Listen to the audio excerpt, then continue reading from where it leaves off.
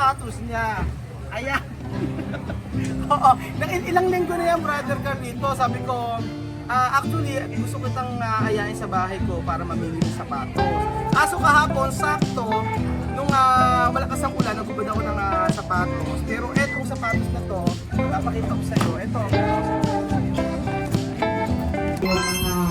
Narito. Tama po ba? Di po ba, Brother Roel? Amen. Praise God. Ayan.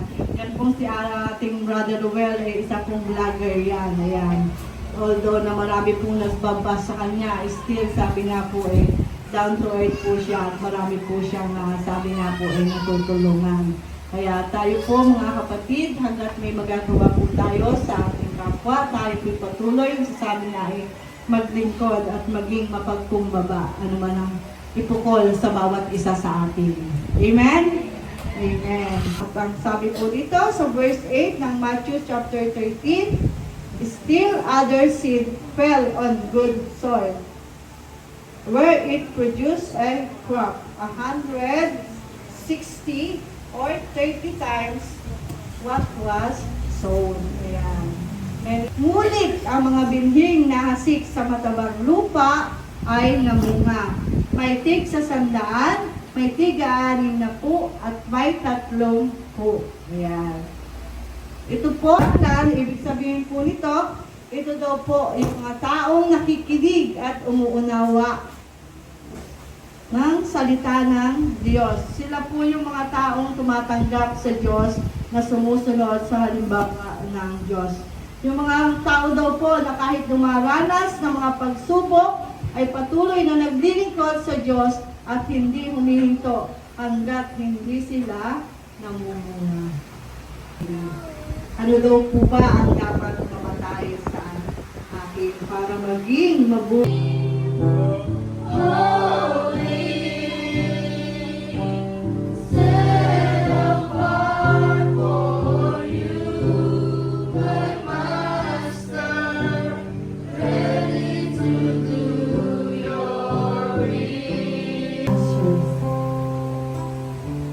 Mga kapatid, na narito lahat ng mga anak ng Diyos, na narito, meron pa po ba tayong hindi pa naisusuko sa ating Panginoon? Ano man po yung mga bagay na yun? Sige po, mga kapatid, bibigyan ko po kayo ng ilang sandali. Pagpala sa kanyang makapangyarihan at ilang sa kanya. Tayo po ba'y pinagpala sa linggong ito? Amen. Akin lang po ibabahagi. Ay, stay lang po ito. Alam po natin ang weather ganito. Sa isang linggo, hindi natin inaasahan ng mga pwedeng mangyari. Di ba? Kagaya ko na meron lang isang maliit na negosyo, ninegosyo ko naman. Maliit na bini-business. May time talaga na yan, pag umuulan, ay grabe, simple lang ang ano mo. Pag humiling ka talaga kay Lord, hindi ka niya hihindian. Basta lagi lang tayong mag-pray. Lagi lang tayong nakadikit sa Kanya. Yun ang masasabi ko sa ating lahat. Ano nga ang ating hilingin kay Lord, talagang nandyan lagi ang kanyang pagtugod sa ating mga dasal. Lagi natin i-direct kay Lord, ano man ang mga desisyon natin, lagi natin i-lead kay Lord yun. Kapag walang papalya pag nga kay Lord ka. Yun ang totoo. Naranasan ko yun. Proven ko na yun sa buhay ko. Glory to God. Tayo po tumayo. Para po sa atin naman pong announcement na Pagpapamili ko ito na kung saan ginagamit itong lugar na ito, Panginoon, upang ikaw makakilala sa iyo. In the name of Jesus. Lord, maraming salamat sa aking pag-umi, Panginoon, at may namin ang kapangyarihan ng ang Ama at ang pagsama ng Panginoon sa Kristo at pakikita ng Banal na Espiritu, Panginoon. we are ready from breakthrough to even greater breakthroughs. Ayan. Happy 40th anniversary JIL Nueva Ecija from JIL San Isidro family. To God be all the glory. Woo! Kailangan may who. Ano po kasi yan labanan po ng chance. Galingan nyo, dapat may who. Woo! May who ha, may who. Oh. Asa yung kumpeti? Walang kumpeti? Ilabas yung kumpeti. Nang manalo tayo. Ay, edit yung kumpeti. Wait na. Isa lang po ang announcer at camera. Yun po muna. We are ready. First take. Feel ko one take lang to eh. Kasi makakano tayo. 1, 2, 3, go! We are ready from breakthrough to even greater breakthrough. Sorry, JIL Nueva Ecija from JIL San Isidro family. To God be all the glory. Woo! Ayun, yan. Yan. Kailangan may who. May muna po yun nasa dulo. Okay. Na? 1, 2, 3, go! Happy 40th anniversary, JIL Nueva Ecija from JIL San Isidro family. To God be the glory. Okay, okay. Ay. Tapos, yung mga matatanda, tatumbling ha, para manalo tayo. Papapalay buto. Last day. Happy 40th anniversary. 1, 2, 3, go! Happy 40th anniversary, JIL Nueva Ecija from JIL San Isidro family. To God be the glory. Ano ba yan? Ano? Okay, take 3. Okay. Bang? Okay. 1, 2, 2, 3, go! Happy 40th anniversary, JIL Nueva Ecija from JIL San Isidro family. To God be the glory. Okay, kainan na.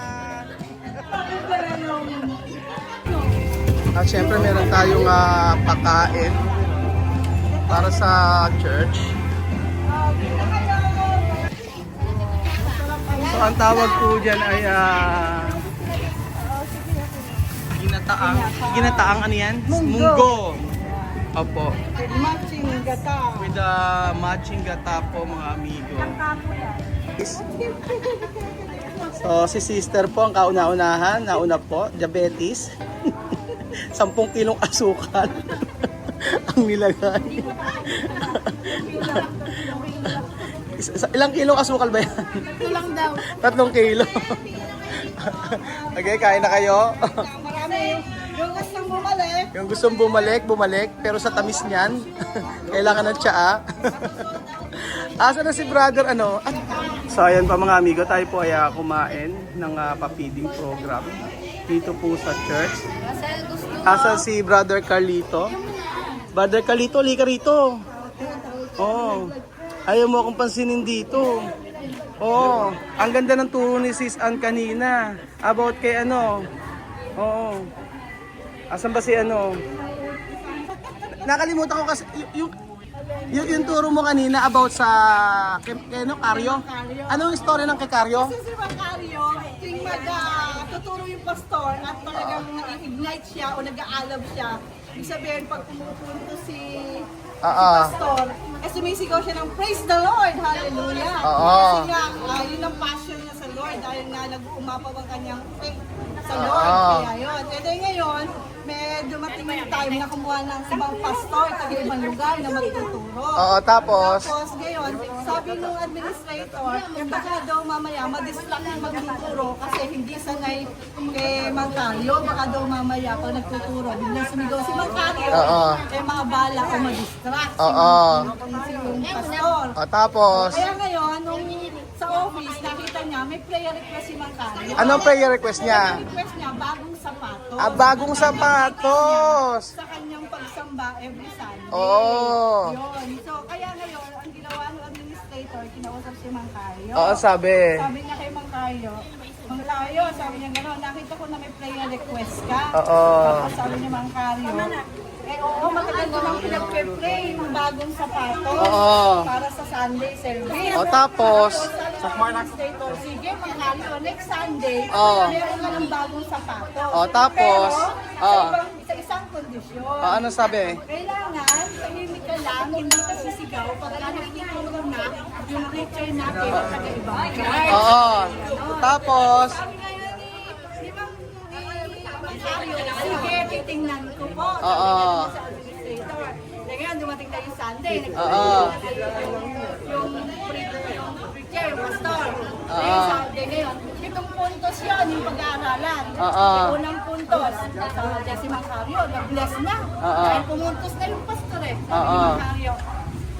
Gagano na siya, ikatabi ni administrator, tinabihan siya.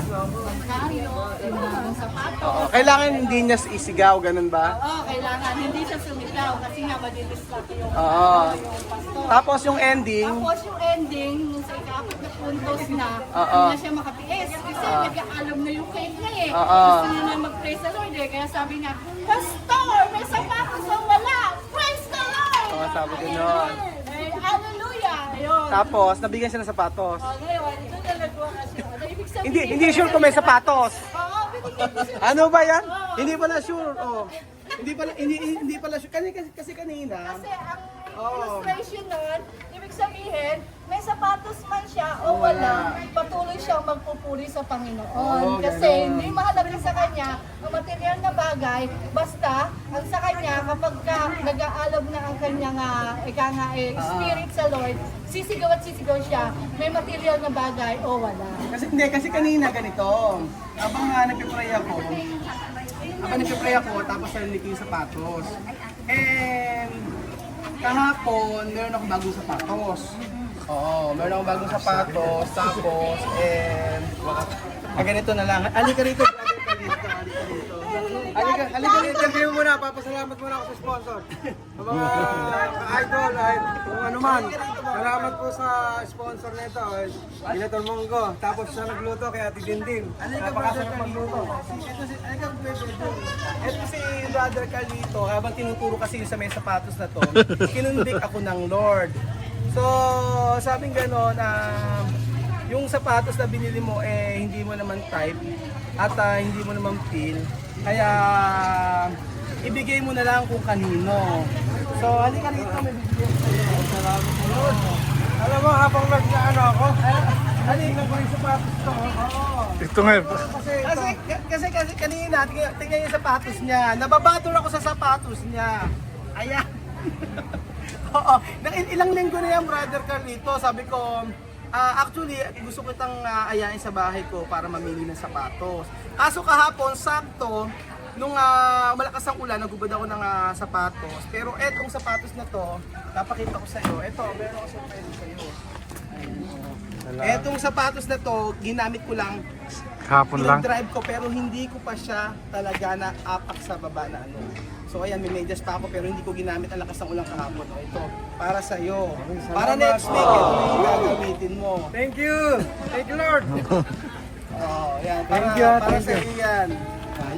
Tapos ako Try natin kung kasya sa iyo. Ayan. Tingnan natin kung kasya yung sapatos. Blessing ako.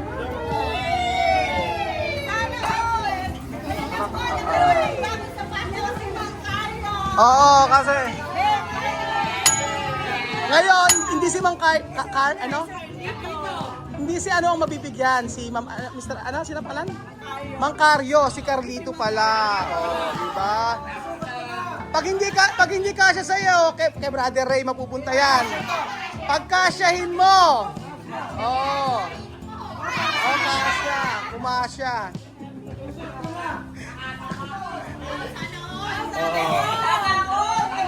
Kaya, kasya ba talaga? Nababatter kasi ko sa sapatos mo. Kaya ayan, yung medyas next week na lang. Kasama medyas. Oo, nung isang linggo pa yan, gusto ko sang ayain sa bahay, papipiliin ko ng sapatos. Oo, ngayon yung turo ni Sis Ann, parang kinukundik na ako ng Lord na ibigay mo na kung ano meron ka. Oo, di ba?